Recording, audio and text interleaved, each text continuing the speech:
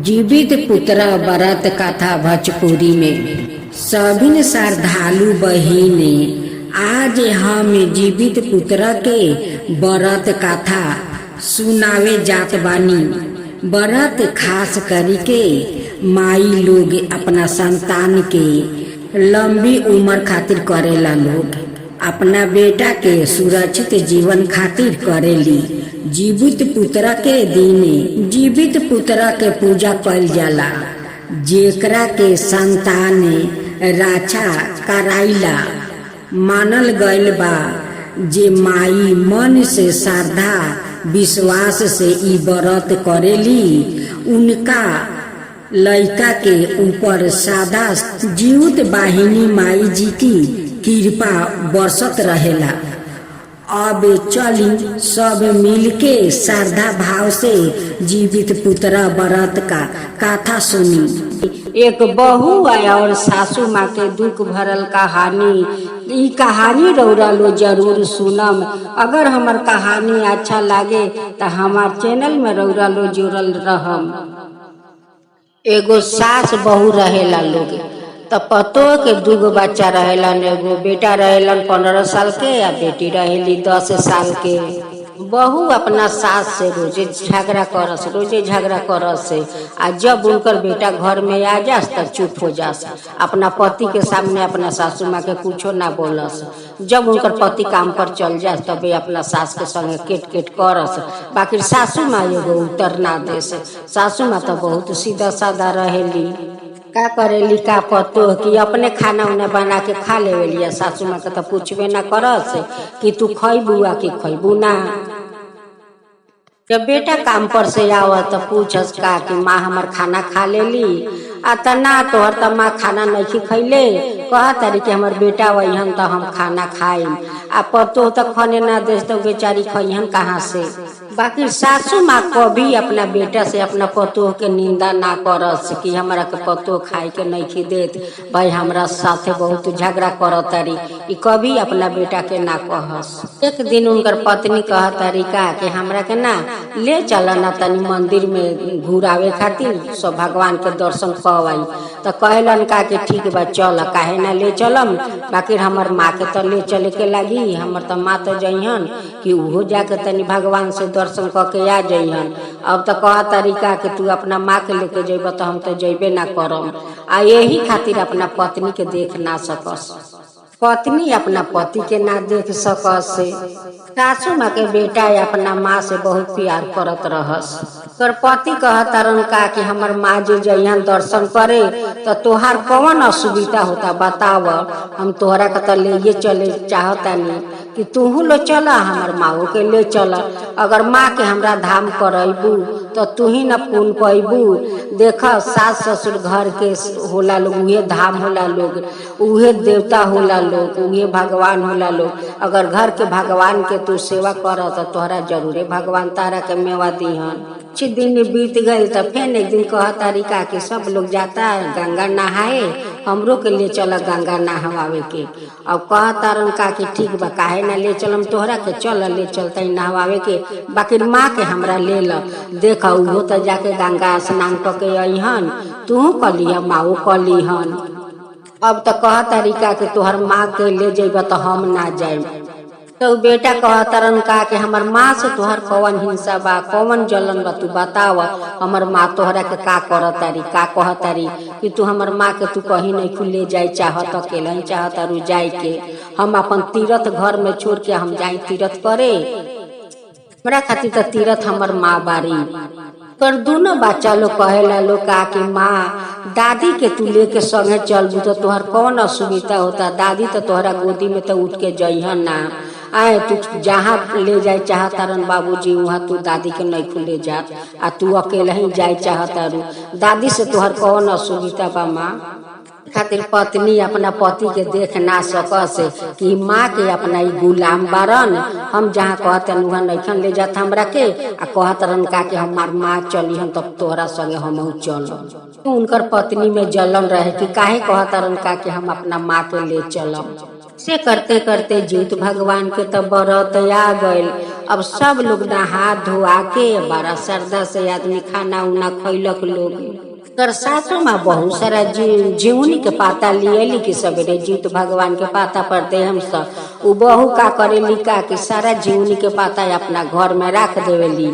सवेरे होला तो अपना ही देवेली आ जो पाता बाचेला उ डरेन में फेंक देवेली अपना सासू माँ के नादेश की ओमे उद्देश्य। तो सासू माँ कहली का कि इतना सारा जीवनी के पाता लिए नहीं है अपने तो 4-4 गो पाता पर दे देली जो पाता बाचल तो डरेन में फेंक देली हम काथी में दी जीत भगवान के। तो का करेली का कि जे 4-4 गो पाता में देले रहेली वही में से बूढ़ी में जाके 2-2 गो जीवनी के पाता निकाल लेवेली आ वही पाता में जाके जीत भगवान के भोज देवेली। भी सासू माँ अपना बहू के कुछ नहीं कहत कि तू ऐसा काहे हमरा संगे हिंसा करता रू इतना जीवनी के पाता लिए सब फेंक देलू है हमरा खातिर ना रखलू है। ई सासू माँ ना अपना पतो से खोजेली सने भगवान सब कोई के सास देश। तो सबेर के पहर उपास बाटे लो सबे कोई अपना बेटा खातिर करतारी आ उनकर पतो हो अपना बच्चा लोग खातिर करतारी। अब तो कहतारी बहू का कि हमार बच्चा सब तो ना खा के रही ना ओकनी के तो कुछ बनावे के लागी एगो लाऊ लिया कहली अपना सास से कि देखा सासू माँ है लाऊ के तू काट दो। अब वो कहतारी का कि बहू हम कैसे काटम हम तो जीत भगवान के व्रत करतानी तू करतारू तू जानत नहीं खू कि उपास में एगो लोग खर ना तुरेला तो हम लाऊ कैसे काटी। तो पतो कहतारी का कि ना कटू तो हमार बच्चा ना खा के रही से ना खा लाऊ तो तोहरा काट ही के लगी जैसे काट किन्तु काटे के लगी। तो बहू में का करेली का कि जबरदस्त ही बोटी या लाऊ धरा देवेली कहली का कि काट चल ना कटबू तारा काट ही के पड़ी। अब वो दोनों बच्चा कहता लोग का कि माँ देख दादी जीत भगवान के व्रत कैले बारी उनका से जबरदस्त ही तू काहे लाऊ कटवावा तारू मत कटवावा माँ मत कटवावा दादी से अतना तू मत एती कर जैसे अपना बच्चा लोग खातिर कैले बारू तो दादियों तो अपना बेटा खातिर कैले बारी। कहतारी का कि देख बहू हम जो बेटा खातिर कैले बारी तो तोहरे तो पति हवन तो कहतारी का कि वैसन पति के चूल्हा में ना झोंक दी हम न बच्चा लोग दुआर पर बैठा रहेला लोग जब देखा था लोग का कि माँ तो दादी के संग जबरदस्ती करतारी तो उ लोग मन खराब हो जाला बच्चा लोग के। अब देख आ घर में वहाँ उन्हान धैले बा भात चढ़ल बा उन्हान पर। अब जाके उनकर बेटी देखा तरीका के सब लकड़ी बाहर निकल गल बा आग बाहर गईले उ चूल्हा में लकड़ी लगावे तो उनकर एगो हाथ पूरा झौस गए जर गए। अब तो लगली चिल्लाए का कि हमार हाथ झौस गए। अपना सासू माँ से जबरदस्ती लाऊ छिलवावा तारी अब तो उनका मजबूर होकर छीले के पड़ल।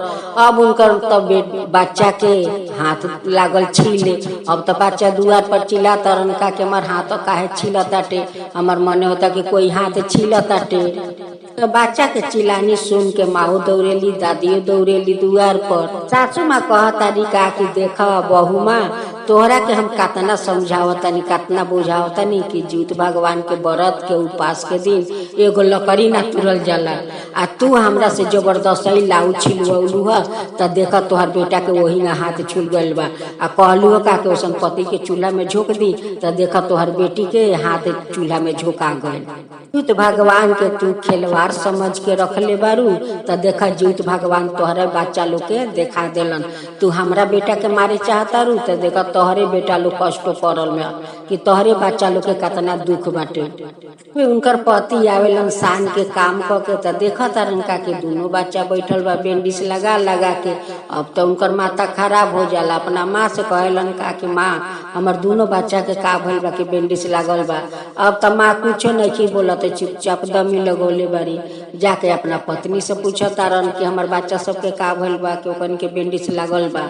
अब तो बहू नहीं कि उनका के बोलत कि हमारे कारण से आज बच्चा लोग भोगत आटे लोग। तब दोनों बच्चा लोग कहता का कि बाबूजी देखा ना माँ तो व्रत कैले बारी दादियों कैले बारी आ माँ दादी के जबरदस्ती बोटी दे के या लाऊ दे के छिलवैली है तो हमार हाथ छिल गए है आ कह तरीका कि ऐसा पति के हम चूल्हा में ना झोंक दे तो देखा दीदी के हाथ झोंकर गए हटे बाबूजी। तुम लोग कितना माना करता नहीं बाकी माँ नहीं सुनत हम लोग के बात। आज देखा आज हम लोग के केंग भोगे के पड़ल बा हम लोग के भाई बहन के। तो उनकर पति हाथ पकड़ के घर से बाहर निकाल देवेलन कि जे हमर बच्चा के ना भइल मतारी उ हमरा माँ के का होई। हमरो माँ के तो देख कितना सास दे तारी बाकी माता हमरा से कहियो ना बोली है कि तोहार पत्नी हमरा के इतना दुख दे तारी। तो सांझ भइले अब तो सब लोग जाता नदी नहाए। अब तो बूढ़ी माँ कह तरीका कि सब लोग जाता नहाए तो गइल बारी बाहर में उनका कहता हमार बेटा घर से निकाल दिले बारन। तना पड़ोस के लोग आवे या देखे दोनों बच्चा लोग के बेंडिस तो कहे लोग कि कैसे हो गइल। अब बच्चा लोग कहे लोग का कि सब हमार माँ के करनते भइल। हमार माँ जबरदस्ती दादी के दिली है लाऊ काटे खातिर। हमार दादी लाऊ ना काटत रही है तो जबरदस्ती कटवैली है तो ये हम लोग के हाथ छिल गइल बा। दीदी के हमार हाथ झुकर गइल बा चूल्हा में। तो सभी औरत के छी लागल करे कि कैसन माँ हथियारिन बारी कि आज अपना बेटा लोग के जीवित भगवान के व्रत के दिन इतना भारी दुख पहुँचौले बारी। ई माँ बारी ना हथियारिन बारी। तो सासू माँ के तो मन मानत नहीं खे कि सब लोग जाता नदी नहाए होते जीवित भगवान के व्रत कैले बारी तो उ कैसे ना जई हन। अब उनको कपड़ा लता लेके जा लिया कहली का कि चल नहाए सब कोई तो नदी जाता आ तू गाछ के बीड़ी बैठ के रुआ तारू। अब तो देखा तू जा कैलू है तो संगे संगे तो प्रमाण पा गइलू कि जीवित भगवान का बानी आ का कर सकतानी। तो भगवान के तो तू सब चमत्कार देखिए ले लू। अपना सास के गोर पर गिर के रोआ तरीका के सासू माँ हमरा के माफ कर दी। अब ऐसा हम काम कभी ना करम। हम बहुत भूल कर देले बानी बहुत अपराध कैले बानी ऐसा कभी अपराध ना करम। सुमा कहली का कि हम तो तहरा के आग ही से माफ करत आइल बानी।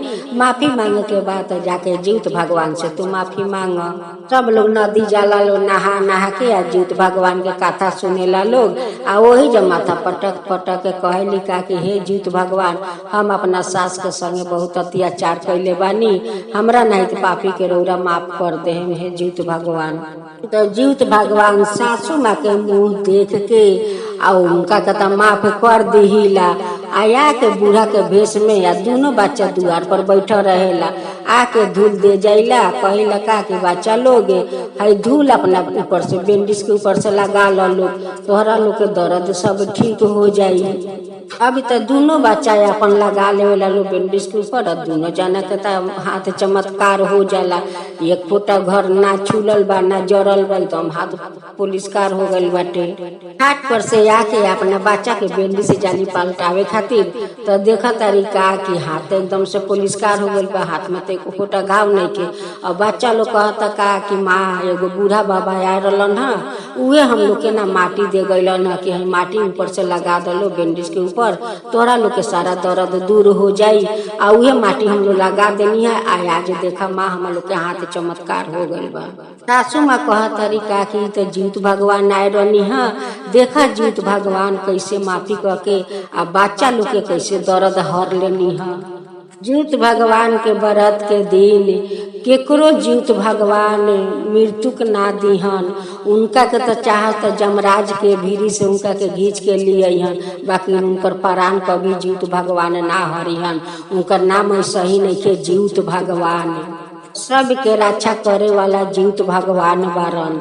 तो ऊपर तो कह तारी कि हे जीवित भगवान आज हमरा नहीं तो पापी के रौरा माफ कर देनी हमर दोनों बच्चा के ठीक कर देनी। हमरा नहीं कतना पतो होई लोग अपना सास के संगे करत होई लोग ओहू लोग के ऐसा ही रौरा धर्म के रास्ता देखाए आ वैसा ही सिखा देहम कि उ लोग कोई अत्याचार ना करे सके ना सास पतो के करे सकस आ ना पतो अपना सास के करे सकस। ऐसा ही सबके रौरा देखाए मा सबके धर्म के रास्ता पर चलाए। जय जीवित भगवान जय जीवित भगवान। माई बहिन आई जीवित पुत्र के कथा सुने से संतान के लंबी आयु मिलेला निरोगी और सुखी होखेला।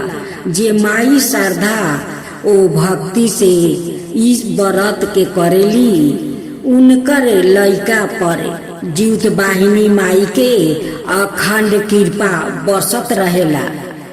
हे जीवित वाहिनी माई सबके संतान के रक्षा करीह उनकर जीवन लंबा सुखमय और निरोग बनैहा। यही शुभ मंगल कामना के संगे आज के कथा यहाँ जीवते भगवान के कथा खत्म हो गए। सब लोग जीवत वाहिनी माई के जयकारा बोलो। जीवत भगवान की जय, जीवत वाहिनी माई की जय।